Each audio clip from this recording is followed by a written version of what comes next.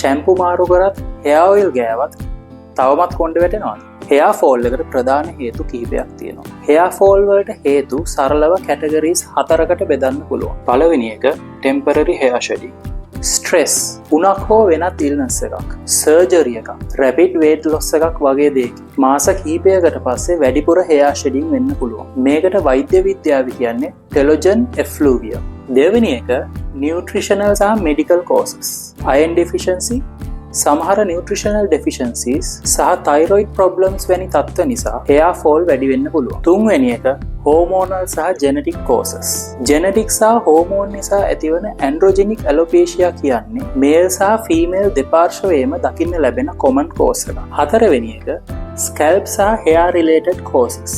සමහර scalp diseases නිසා hair loss වෙන්න පුළුවන්. ඒ වගේම heat, chemicals, tight hair styles නිසා hair එක damage වෙලා break වෙන්න පුළුවන්. ඒ නිසා hair fall වලට හැමෝටම හරියන එක විසඳුමක් නැහැ. treatment එක තීරණය වෙන්නේ hair fall එකට හේතුව මොකක්ද කියන එක මත. scientific විදියට skin care ගැන දැනගන්න follow කරන්න. I'm Dr. Dulan.